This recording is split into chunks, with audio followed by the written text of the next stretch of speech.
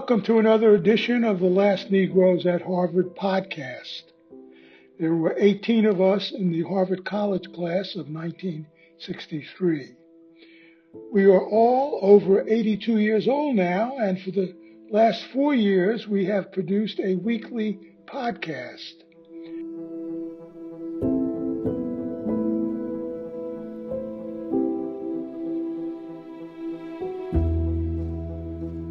Today our guest is Aaron Robertson. He is a writer, editor, and translator of Italian. He was a finalist for the Los Angeles Times Book Prize for History. His new book is titled The Black Utopians Searching for Paradise and the Promised Land in America. I am joined by 15 of my Harvard classmates. All right, so why don't we get started? We'll start with you, Connie. Introduce yourself to Aaron Robertson. And we'll Okay, Connie McDougall. I'm class of 63, and then I went to Harvard Law School 66, and now I'm retired and loving every minute of it. I'm not one of those people who wonders what they're going to do in retirement. And what do I do? Mainly I love gardening, music, reading, lots of different things. I just had my knee replaced, all healed, getting old like the rest of us, I suppose. But there we are. That's me. Great. Thank you, Connie. Hi. And John Woodford. Oh, hi. John Woodford here in Ann Arbor, Michigan, where I was doing editing and writing for the university for a number of years. Great. I'll be back in Michigan next week, actually. So, Oh, yeah. Were you going to give a talk here? well, I'll be in Detroit and then, Lansing for, some library visits. Yeah, I noticed the Shrine of the Black Madonna information you had there. I read all about that. I saw them in maybe 1968 or 9 Yeah, in Detroit. There was a big meeting after the shooting at the Republic of New Africa events and that sort of thing. that's right. Wow. Sounds right. Yeah. Jerry.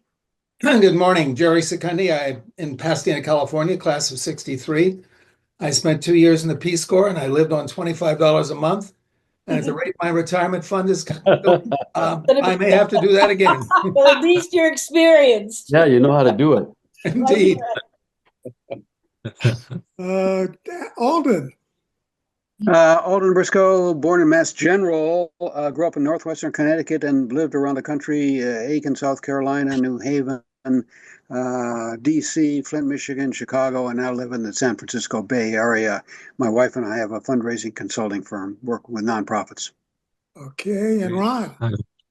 Hi. Ron Blau, in Newton, Mass. I guess my greatest achievement was once to be John Woodford's roommate. It's been downhill ever since then, but I've worked in TV and video, and freelancers don't retire, they just get fewer assignments. But I'm happy that Volunteer Blue is kicking up again, a great organization, and we're starting our video now for the resistance to make sure that 2026 happens the right way if there will be an election. Okay. Great. David Lilleval. David Lelyval, class of 63. I'm also in New York, Washington Heights. I'm a historian of India, and I keep chipping away at that. Great. Okay, Liz. Hi, how are you? I'm Liz Morey, and I'm located just outside of DC. I'm in Tacoma Park, Maryland. However, I identify as a Californian. I'm here because my kids and my grandkids are here. I'm an almost retired clinical psychologist and have been doing demonstrations since the Vietnam era. I'm also the descendant of enslavers from Charlottesville, Virginia, and have been very interested in pursuing that and understanding that more. Okay, Allison. Yeah, my name is Allison Wardle, Cindy Wardle, and I was class of 63, Peace Corps for 2 years in Turkey, and then got a master's at the Center for Middle Eastern Studies. Shortly afterwards, I moved to Italy. We lived first in Milano, and then we moved here to Radda in Chianti in Tuscany, and have been here ever since. And we're hurting just as much here. Well, anyway, we're losing, money hand over fist also here. So Okay. David Othmer. That's supposed to make us feel better. Yeah, it does. Yeah. Misery loves company. Come on. Right. yeah. David Othmer. David Othmer, I grew up in Puerto Rico, Guatemala, and Brazil, and met Jerry at Andover. We were both at Andover, and then we were both at Harvard. And I've been working in public broadcasting most of my life, public radio and public television. I live in Philadelphia, and I've been working in public broadcasting in New York City first, and then in Philadelphia. Okay, Hamp. I think I envy you, David, for Othmer, for having this relatively undistorted news for a lot of your life. I'm Harvard 63, and I'm here for 30 or 60 minutes. We're in the process of cleaning up things in our house, and it's hell. It's hell. Don't let this happen to you, Aaron. Yeah. My wife and I have been 40 years in this house, and and I've had thousands of books, and there's gotten mold in it, and my daughters, my stepchildren with my daughter or with my wife are here helping me clean, and it's never ending. It's all. Tell them you've got to stay here for a whole hour. Come on. By the way, yeah. There's always very difficult choices everywhere. Everywhere. Because I've already cleaned up several times, and it's still all left there. Kathy. Sorry to hear that. Kathy Nelson. I live in Falls Church, just outside DC. Grew up in Connecticut with class of 63, where I joined Toxin and started off protesting. And still, I'm from our 60th reunion. I've been working with trying to figure out what an ideal economy would be and how we can talk people into it. I'm a retired housing economist. I worked for HUD, and basically I've spent my career saying there's not enough housing that's really affordable to the low-income single-parent families with children who most need the 2 bedrooms, the plus bedrooms and the good schools. So it's a continuing fight, but I'm really pleased that Kent, that you're doing this again. I missed you all. Great. David Allen. Good morning. Concord, Mass, just outside Boston, of course. Transplant from Indiana, farm I grew up on as a teenager, but my soul's still there. Had, I think you'd have to describe a pastiche of a life, a decade in business, ventures of one sort or another, then a kind of flashy academic life for going on a decade, and finally in recent years, activism, including running around the world with a World Summit, and entirely focused on what in the hell is happening, not only to this country, but to the rest of the world. We'll get into that, I'm sure. Looking forward to today. Thanks. Okay. Thank you. Marcy. I run a nonprofit that's been an information center for citizens pressing for wiser use of public resources all over the country, both natural resources and limited public funds. And I'm now focused on making a priceless archive more user-friendly while relevant government documents are being destroyed. Okay. It's Give me great. your documents. George Jones. There you There go. we go. All Great. right, introduce Right yourself on. to Aaron. George Jones, class of 63, Ann Arbor, Michigan. Okay, Great. and Aaron Robinson, thank you so much for joining us and tell us about your life in the book. Yes, thanks for having me here. I'm just so grateful to be invited, but I also feel like I'm crashing the coolest, class reunion ever. So thanks. Yeah, I'll just keep it brief, and then, I think the more kind of conversational, the better. Let's see. I'm born and raised in Detroit and the, surrounding suburbs. I went off to Princeton in 2013. Then right after that, I did a year of grad school. I was at Oxford, where I studied modern languages. So I focused on Italian, but specifically like Afro-Italian literature. And then after that, I thought I was going to have, a career maybe in journalism, but I eventually shifted into publishing. So was at this digital media site called Literary Hub for a couple of years, and then I was with the publishing house Spiegel and Grau until a couple of months ago, actually. So I'm trying to devote more time to writing and translating. So yeah, the Black Utopians is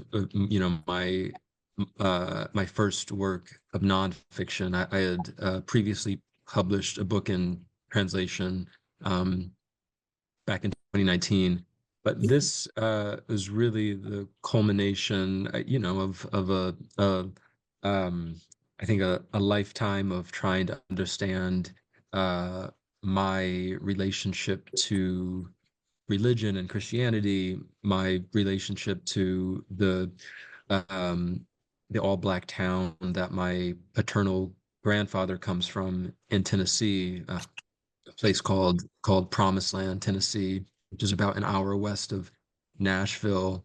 And I think it also speaks a lot to my interest in Black countercultural histories, especially in the United States, but thinking about the Black counterculture, globally as well.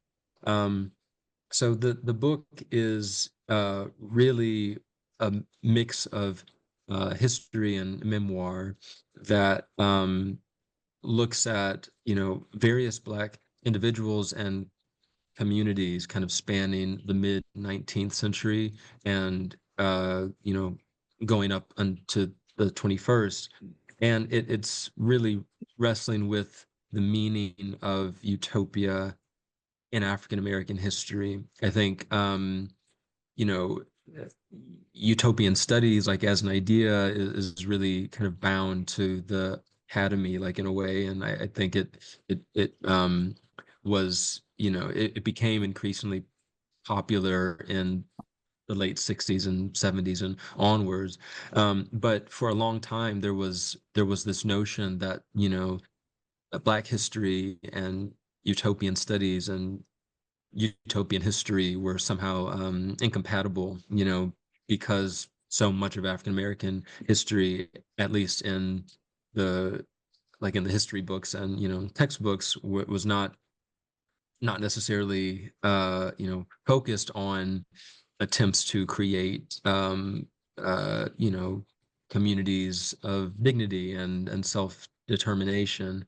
I think that much of the conversation in recent years about, like Black utopian sort of visions and ideas tends to be filtered through the lens of popular culture. So we can think of, the music of people like Sun Ra, Parliament, Funkadelic, but also recent musicians like Janelle Monáe, even a movie like Black Panther, of course, is a real, turning point, I think, in terms of um, uh, depictions of this, sort of fantasy world of Black uh, diasporic self determination, and I think also in recent years, the literature of Octavia Butler has really experienced a kind of renaissance, and I think her work is a real um, inspiration for a lot of activists and thinkers who are trying to make the world a more hospitable place for all people, but especially Black communities. But I really wanted to write a book that was centered not primarily on the cultural um, uh, depictions of Black utopianism, but really what were the kind of historical examples of these spaces, and was there a way to tell a more or less uh, cohesive, coherent story about Black utopia from the mid 1800s, up until now. So that's sort of the broad strokes of it. The book the last thing I'll say for now is that a lot of the book is centered on the story of the Shrine of the Black Madonna, which it is a church that still exists, but it was best known as sort of a um, Black nationalist and then eventually Pan-African church that began in Detroit, and it was founded by the the Black nationalist pastor Albert Plague Jr., who was one of the most outspoken, Black nationalists in Detroit, especially after the rebellion in 1967. He was a prominent civil rights activist too. He was a real advocate uh, for better, educational conditions for Black children. And he became known as one of the kind of the great practitioners of what is commonly called, Black theology or Black liberation theology, which in short is this idea that true Christianity is in service of those groups that have been most disempowered and dispossessed, and his entire kind of ministry and political mission was to I think to redefine a lot of the narratives that that Black people had been kind of inheriting and internalizing for generations. Plague's most popular book he published in 1968. It was called The Black Messiah, which was controversial, like at the time, for essentially saying that Jesus Christ was a revolutionary Black zealot who sought to kind of overthrow the white empire of Rome. But it was also a sort of general analysis of the Black, revolution, um, uh, like up until that point.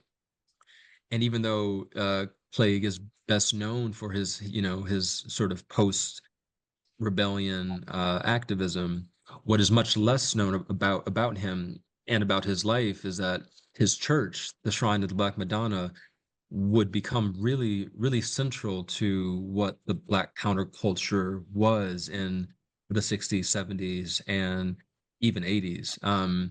The church established, various communes throughout the U.S., in Atlanta, Houston, elsewhere in Michigan, too. They, had a sort of children's educational initiative called Imtoto house that was modeled after the Israeli kibbutzim and also, Cuban liberation schools and kind of Soviet Union, preschools. So the more I learned about this church, which was not far from where my grandparents lived in Detroit, the more fascinated I became with this history that had been largely marginalized, in the textbooks. Like there were, some kind of academics who had written about Clegg and who had especially written about his religious views, but there was not a really there hadn't been an attempt to really chart the ways that his church kind of encapsulated so much of what the Black counterculture was really about.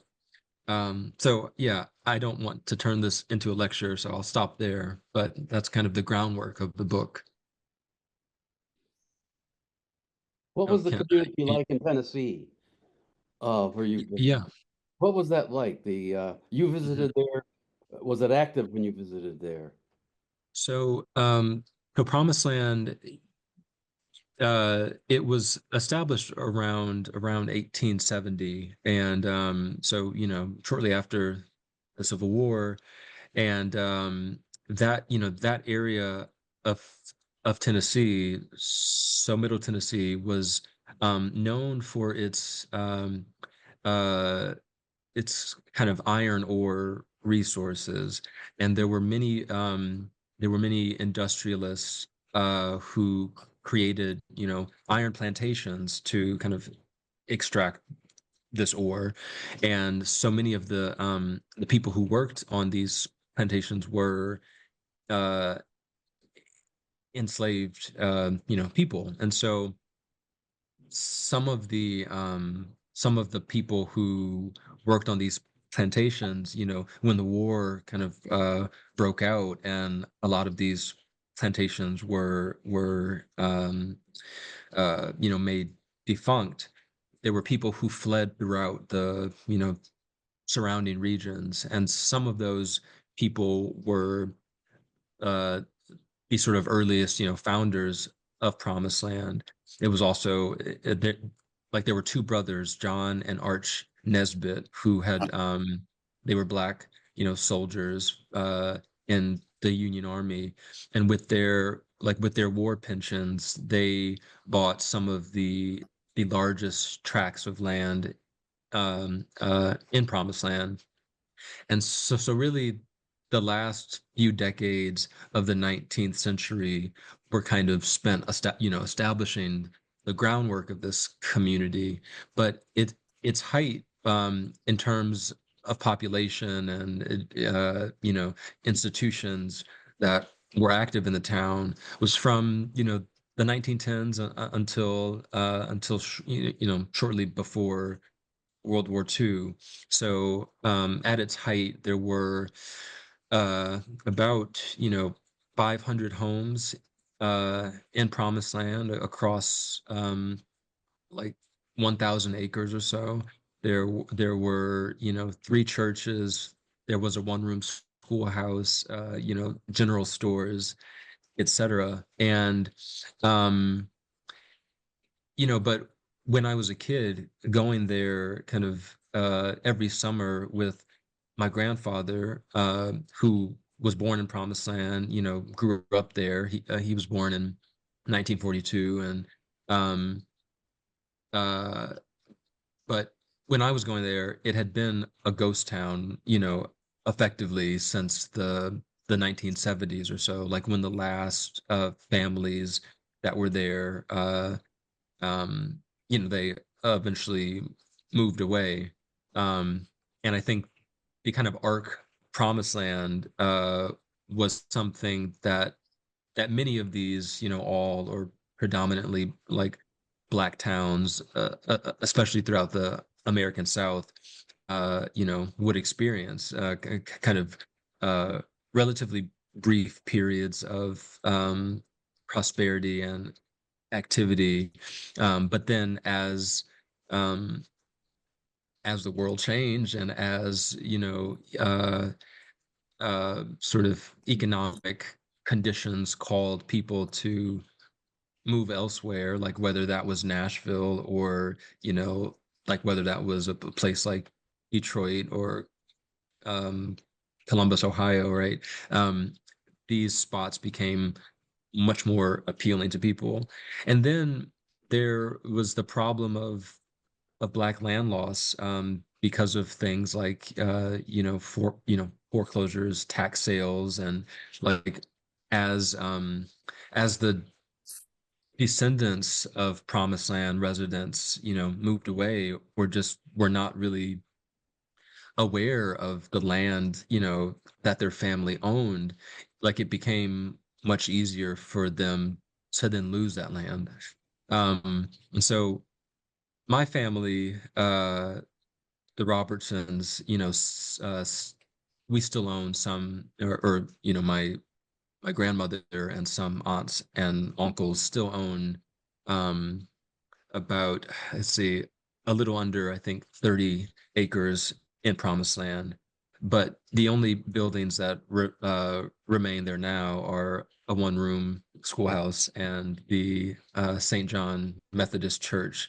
But neither of these spaces are used for their, original purposes. Of course, the church now serves as the town's museum, basically, and the um uh the schoolhouse is sort of a cultural event space. And this is largely due to the work of my grandfather's cousin, Serena Gilbert, who is just a great sort of, community preservationist and activist. So yeah, this space had a lot of emotional meaning for me, and I didn't really appreciate it, the fact that not all black families came from spaces like this or could trace their histories to a community like Promised Land. Um, so what started out for me as just this occasional retreat spot, during the summers, um, eventually became sort of much weightier for me.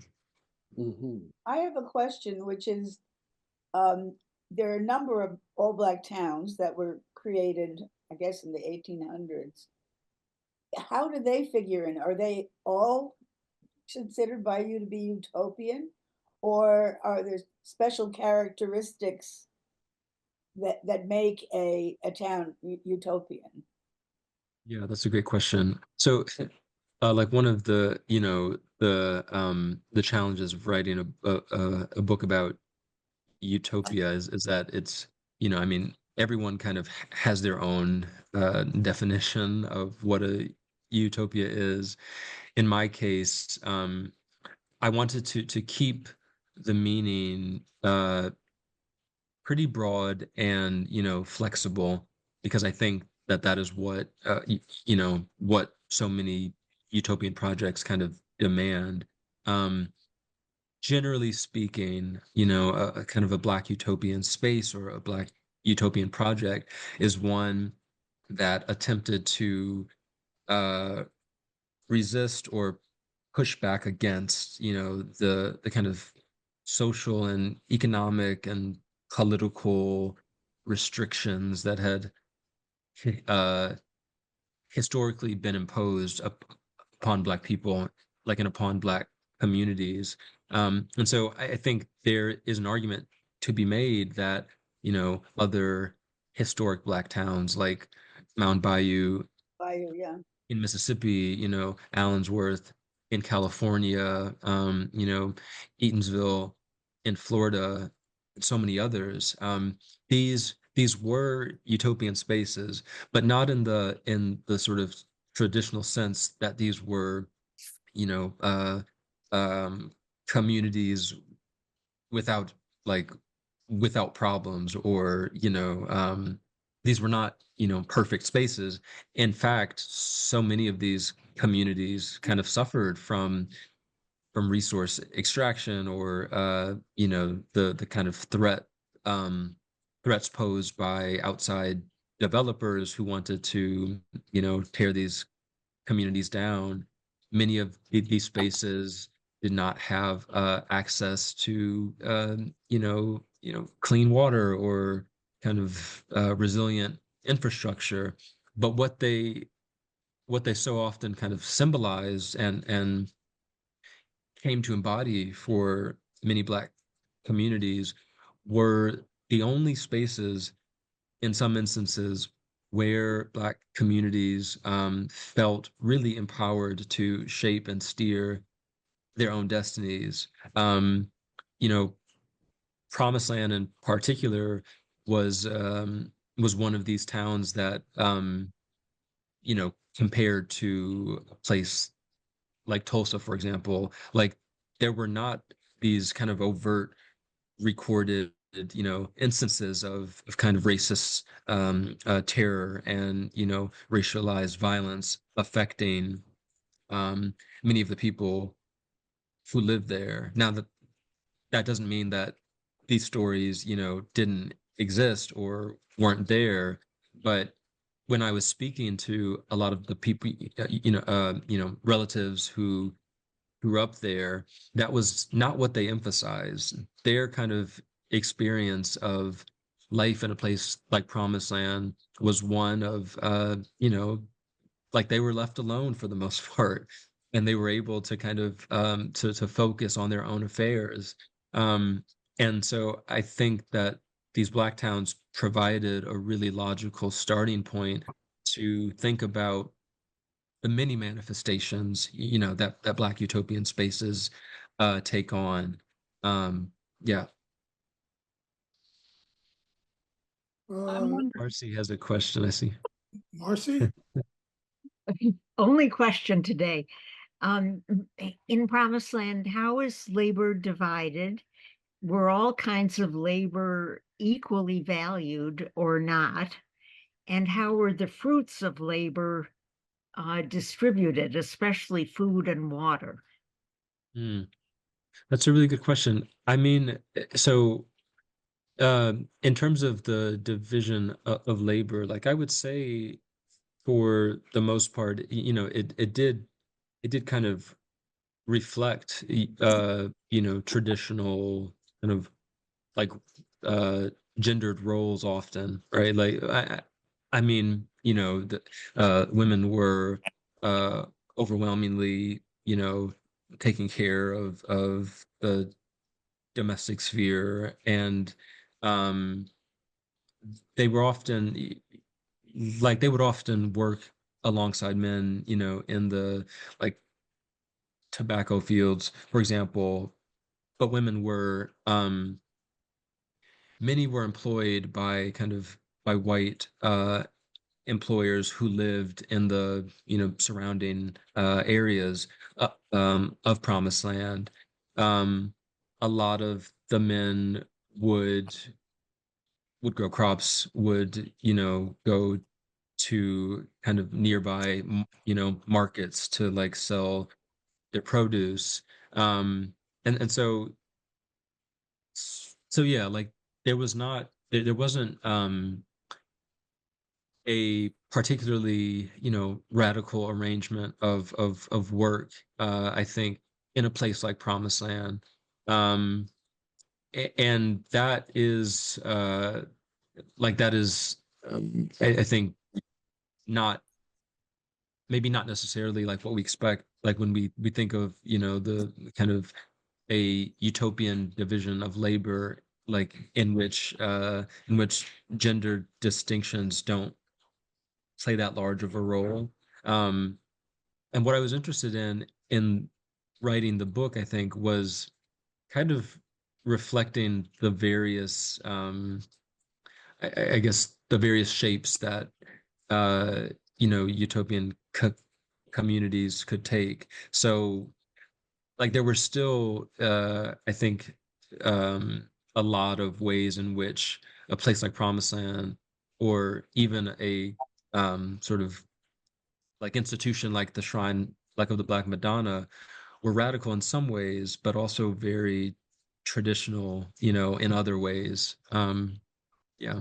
If I can break in, I don't understand. Was it run as a community or Hmm. separate families doing their own life? In other words, were there council meetings that said, okay, Mm. these 10 men will do this and so forth? Was it run communally as an organization or not? Yes, yes, it was a, in unincorporated community. So, No, uh, I mean, did they meet and decide their work agenda all together? right, Or did right. each family have a plot and that they Yeah. want to work on? Yeah, yeah, that was more sort of on a family by, family basis. Okay. So there were not the division of labor was not so kind of stringently decided. As It we was think really, of, I think yeah. of utopian communities like the Bruderhof or Hmm. whatever, that where it's run as or the Mennonites or something, Right. where it's run as one organization, not so much as, Yes. individual family life. But you're saying there's Yeah. more individual family life than what I'm Yes. saying. Yeah, right. And like the story of the shrine particularly, reflects that more I guess explicitly, communal orientation, because a lot of the work that members of the church were doing, that was highly coordinated and kind of structured, and their living arrangements were served a very particular, communal purpose. But yes, that and with Promised Land, that was not the case. Yeah, a lot of questions. Alden?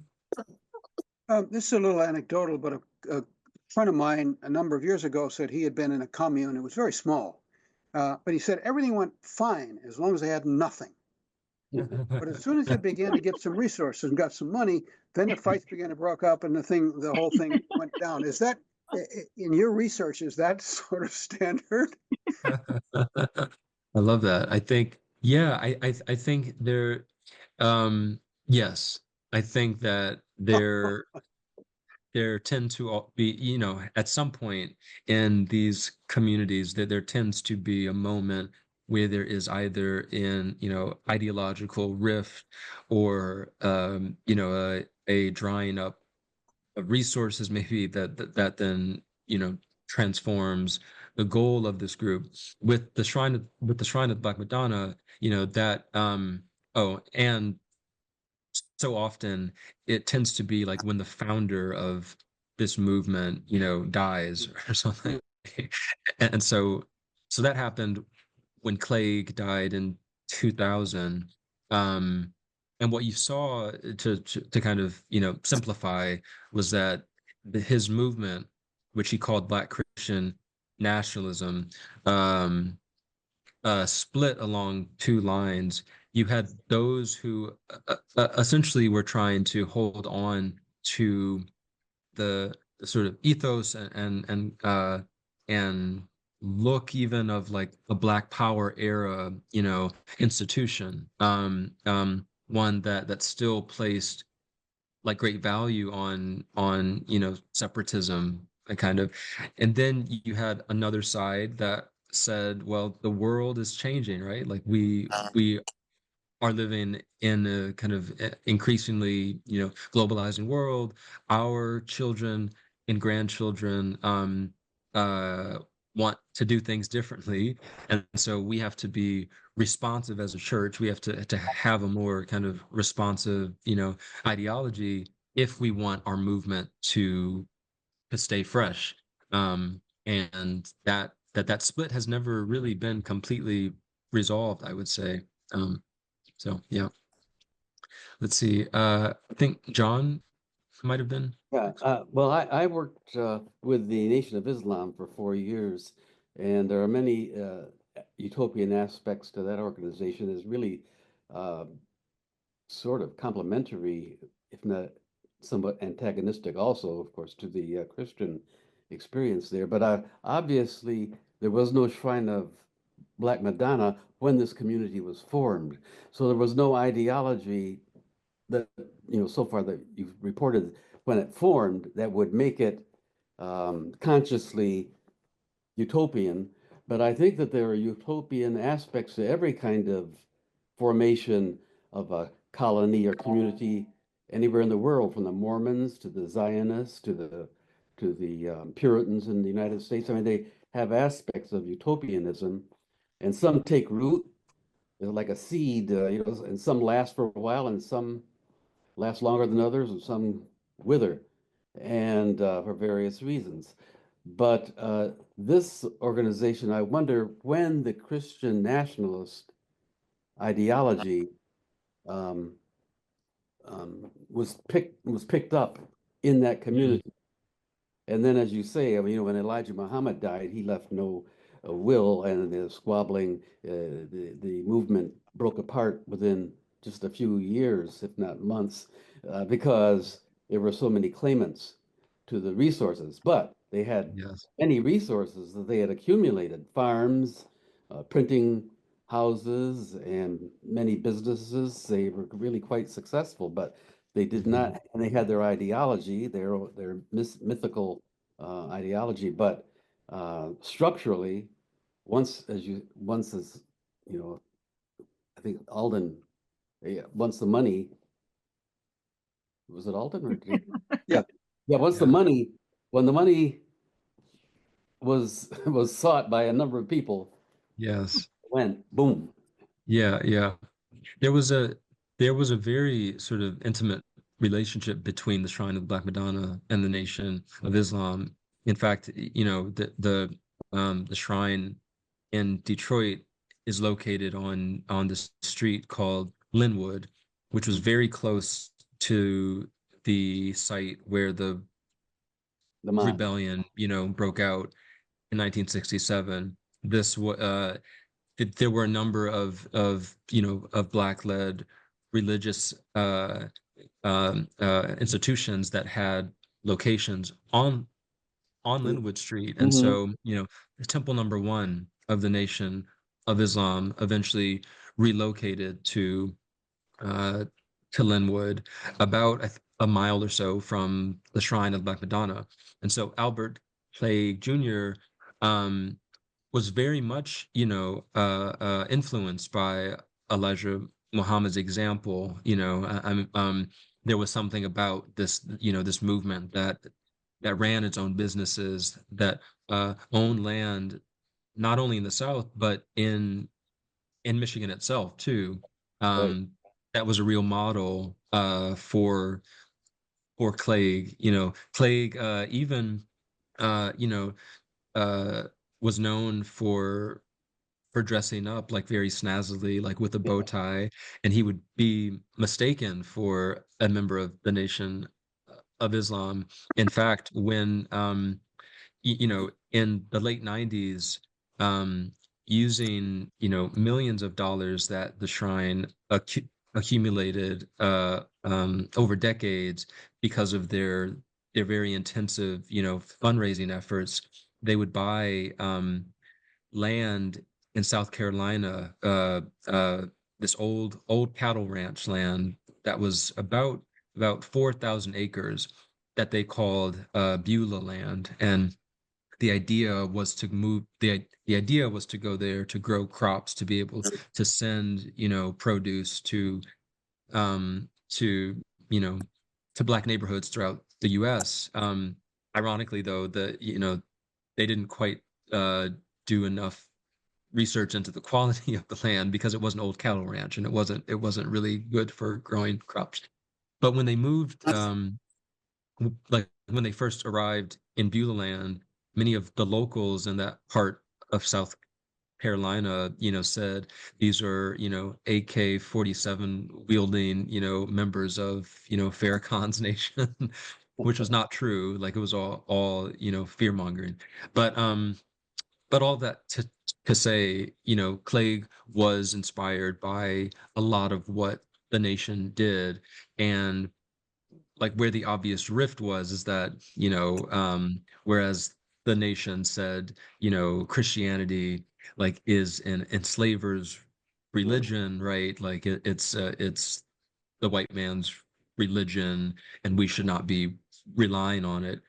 Clegg, recognized that the Black Church had been such a like an important organizing site throughout Black history, and um, to ignore like what the church could contribute to Black communities, Clegg thought was very short-sighted. And there were often, also Elijah Muhammad and Malcolm X, even, at certain points in their lives, really believed in the possibility of establishing a sort of literal all Black, state or Black nation within the bounds of the U.S.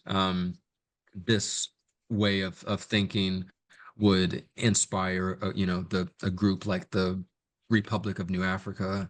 But Clegg thought that this sort of literal interpretation of Black, separatism, this drive to establish a real space, would never actually work out. In part because, he believed that the U.S. government would never allow such a thing, and he was right. So I Let me think, go. Let me go to Liz, and then we'll go to you, David. Go ahead, Liz. Thanks. I put a direct message to Kent because I kept trying to raise my hand and nothing happened on my Zoom. I'm sorry. No problem. So a couple of questions I have. One is, what were your major takeaways from the book, and what were your surprises? Yeah, I would say what's interesting is that, I began to think about this project in some way in 2019, the summer of 2019. And so I was at that point like I, I had read enough about the kind of history of utopian movements to understand that utopianism tends to really emerge at moments of societal collapse. And so when 2020 came around, and the pandemic came and the protests for racial justice erupted, I was reading the news for a very particular kind of thing, like, which is, what are the kind of radical experiments or calls, to action that are going to emerge now. And so, like in a strange way, I think 2020, as dystopian as that year was, also marked a new wave of American utopianism. It's hard to feel that now, especially, I think. But we can think of, the call, the various calls for, reparations that were kind of re-emerging in 2020. There were countless examples of these temporary autonomous zones being established throughout the U.S. in order to model a new way of relating, within a kind of, multiracial coalition. There were even attempts, led often by Black and Brown people, uh, especially, women and queer, people, to establish like actual communities that were conceived as havens against the, police brutality, and also against, COVID even. So I would say that, yeah, my kind of main takeaway was uh, a new way of looking at the world when things are going really badly.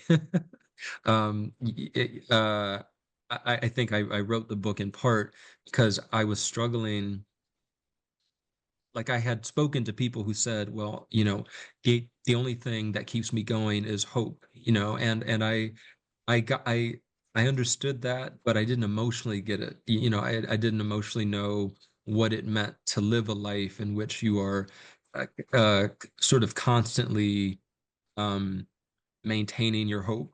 And I wanted to speak to people, especially in the shrine, who had gone, decades. They had participated in all kinds of radical projects, and I think their lives, for me, uh, allowed me to understand the sort of emotional labor of holding on to hope. um, and there was a last part of your Surprises. question. Yeah, Surprises. surprises. Yeah. Oh, there were just so many surprises. I think like one of the great joys of writing this book was discovering the story of a man named Glanton Dowdell. He was known for painting the sort of famous mural at the shrine of the Black Madonna of a black mother and child. It's this, 18-foot tall by 9 foot wide mural, and it was unveiled in 1967. It was a very, controversial thing at the time. But Glanton's life was really incredible because he grew up in poverty in Detroit during the Depression. He got in trouble with the law. He spent, a decade plus in prison. But then he got out. He became a really prominent, black nationalist in Detroit. And then in 1971, because of other sort of run-ins with the law, he decided to self-exile to Sweden, where he lived for the rest of his life. And this was during the Vietnam War, and so it was this interesting overlap where a black nationalist um, flees to Sweden at the very moment that they are becoming a kind of haven for Vietnam War, uh, defectors or war resistors. And so that story was a real surprise for me. Great. Thank you. Yeah.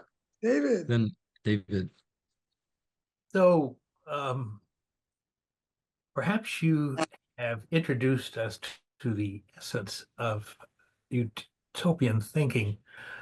Hope. It's surely what is essential if you're going to try to create the perfect life. I notice that if the descent of COVID and all those disasters are what you see as a trigger, I wonder how we'd see the times we are in right now in that regard. Your book may have some indicators for us. I am being educated here. I'm so grateful for it. I'm afraid my unfamiliarity will show through, but let me ask anyway.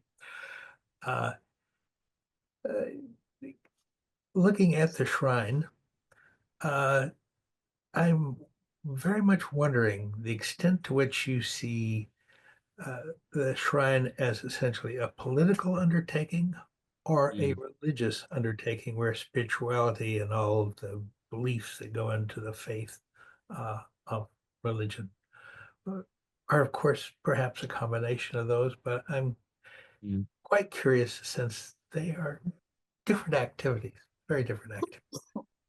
Yes, that's a great question. I think that many people sort of understand Black Christian nationalism as a kind of political theology. So it really is, it's really, I think, for Clegg and for the members of his church, it was impossible to really separate politics and religion. I think a part of my interest in writing about this movement was that Plague and his the members of his church were not interested in thinking of kind of heaven as an ethereal, uh intangible goal or space, heaven was a place on earth. And so with that as the kind of guiding principle, you know, um, that view shaped the movement's approach to politics and land ownership and kind of the education of Black children. I think spirituality and institutional religion was a way to give people these emboldening, renewing narrative frameworks in order to pursue the work on earth that they needed to do um, in order to make the conditions for for Black liberation more possible. Yeah. Thanks. Thank you. Well, listen, we've been going for about. Ronnie's got, wait, Ronnie. Oh, Ronnie, sure. Just a quick follow-up to your answer to Liz's question. You talked about holding on to hope, and I'm just very curious where the publication of this book and everything you've learned from it is pointing you in a future direction. I'm just curious, what's your next chapter, either personally or professionally? It's a really great question. Thank you. I'm actually in the midst of figuring it out. There is a world in which I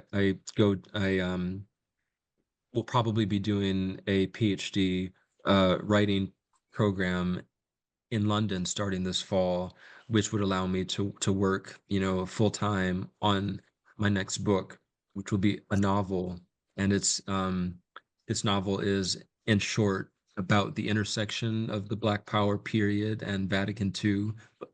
When the Catholic Church is attempting to modernize and speak more directly to the needs of various communities, and it sort of centers around the year 1989 when the Detroit Archdiocese closed dozens of parishes actually, and it really transformed the kind of spiritual and cultural landscape of the city.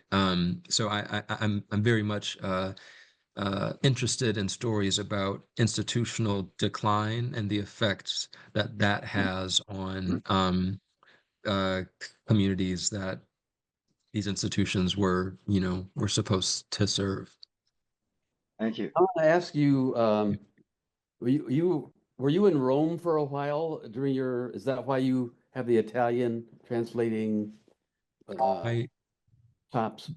Yeah, I studied in Bologna for a bit. Yes, and just like majored in it in college and sort of fell in love. But it definitely has shaped my interest in the I think because in college I cultivated an interest in the Black diaspora's relationship to Italy. I Okay, think I was wondering. Yeah. turning to the Catholic Church's promises to Well, Black there were many Black communities. expatriates in Italy, writers, Yes, artists, and so forth that a lot of people don't know about. In fact, some who came back here, they were in Italy for a while that's after right. the war. I mean, Hoyt Fuller and a friend of our family, Ben Johnson, did translating there after Yeah. he lived there in Rome. And there were a whole slew of people, opera singers, all sorts of Yes. people. It's quite a rich tradition. That sort of relates to my question, which is what is Afro-Italian literature, and who is the most prominent? If I would like to read one, or Cindy, who's living in Italy and speaks Italian, would like to know about. Yes, that's also a great question.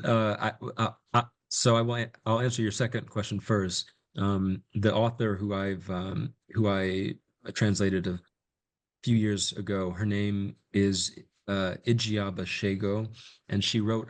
I'll type her name in the Yes. chat.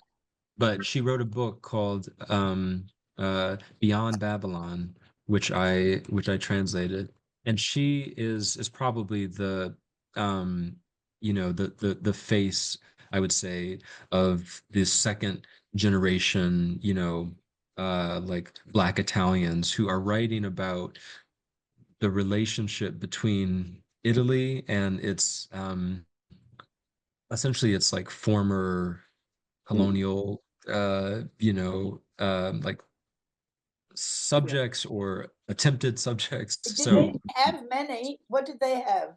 Yeah, so Ethiopia. Ethiopia? yes, Ethiopia, Ethiopia, Eritrea, Libya, Somalia.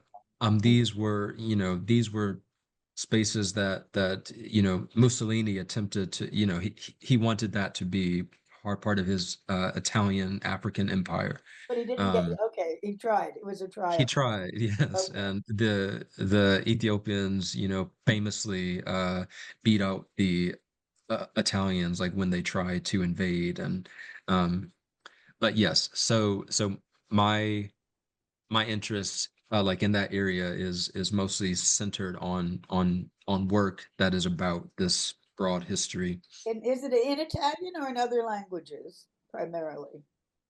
Um, Mostly in Italian. Yeah, In there. Italian? Okay. Yeah. I'll notice regarding Bologna, apropos nothing perhaps, but that at least when we were young, Bologna was really the center of the Communist Party. Yes. Very radical city. Really strong hotbed. Yes, and Therefore, very interesting place to be. yes, when I was there in 2016, there was graffiti on the wall saying, anti-fascists or no, sorry, saying fascists are not allowed here. So it still has that. Bring some of that here, please. I was about to say Yes. we need those graffiti writers. Well, that Yeah, was right. a different world, it felt like. Yeah. Yeah, it was also very important historically in the, I don't know, 16th and 17th centuries for women Yeah. artists, for women musicians. Hmm. They were able to do a lot back Yeah. then. Yeah.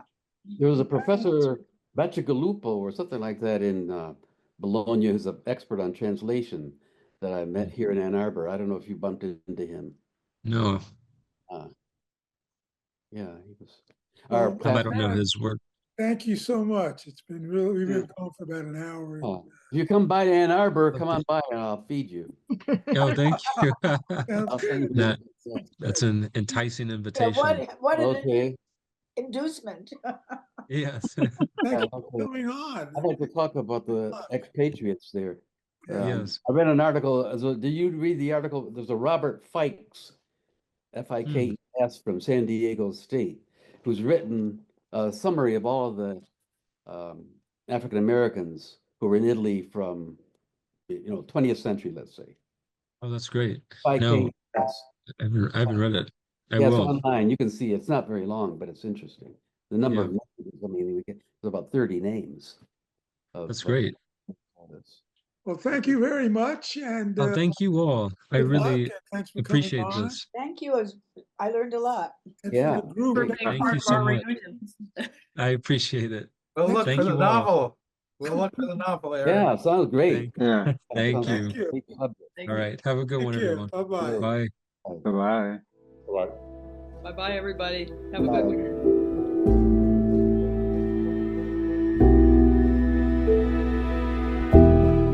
That was Aaron Robertson.